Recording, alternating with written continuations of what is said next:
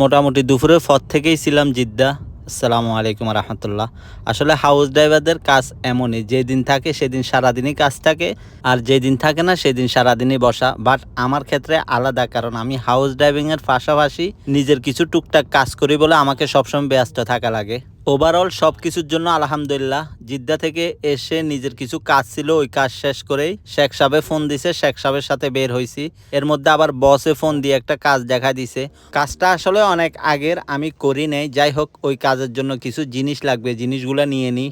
জিনিসগুলো নিয়ে শেষে চলে গেলাম মোবাইলের দোকানে। শেখ সাহেবের কিছু জিনিস লাগবে মোবাইলের দোকান থেকে, ও ওর জিনিসগুলো নেবে। আর আমার কিছু কাজ আছে ব্যাংকে, মূলত বসের কার্ডটা আমাকে উঠাইতে হবে, এটিএম কার্ডটা। আল রাজির এটিএম কার্ড এখন দুইভাবে তোলা যায়, একভাবে হচ্ছে যে ফিঙ্গার দিয়ে, আরেকভাবে হচ্ছে যে কার্ডটা দিয়ে। এটা বিস্তারিত একদিন আলাপ করবো এই সম্পর্কে। যাই হোক, ওই মোবাইলের দোকানে শেখ সাহেবের কাজ হয় নাই, এখন চলে আসছে অন্য আরেকটা মোবাইলের দোকানে, জানি না এখানে পাই কিনা। শেখ সাহেবকে মোবাইলের দোকানে নামাই দিয়ে আমি চলে গেছি সবজি নেওয়ার জন্য, আমাদের বাংলাদেশি সবজি। কি ব্যাপার, আজকে কি হইলো, যেখানে যাই সেখানেই নাই। এখানে সবজির দোকানে আসলাম, যেটা খুঁজতেছি সেটা নাই। সবজি না পেয়ে চলে গেলাম একটা সারুক দেখার জন্য। আমার একটা সারুক লাগবে, সারুকের কাজ চলতেছে 2 দিন ধরে। এখানে সারুকের যে দাম শুনে আর নেওয়া হলো না। সবাই একই কথা বলতেছে যে এখন সবকিছুর দাম বেড়ে গেছে।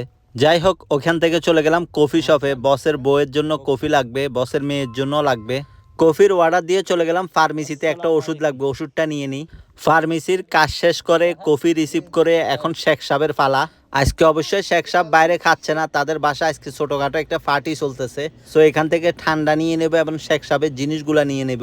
মোটামুটি সব কাজ শেষ, এখন বাসার দিকে রওনা। প্রতিদিনের মতো শেখ সাহেব মনে করছিল আমি লাইভ ভয়েস দিয়ে ভিডিও করতেছি। আমি যখনই ভিডিও ওপেন করি ও আমাকে হাসাচ্ছে। আজকের জন্য এখানেই শেষ করব। সবাই ভালো থাকবেন ইনশাল্লাহ। আসসালামু আলাইকুম।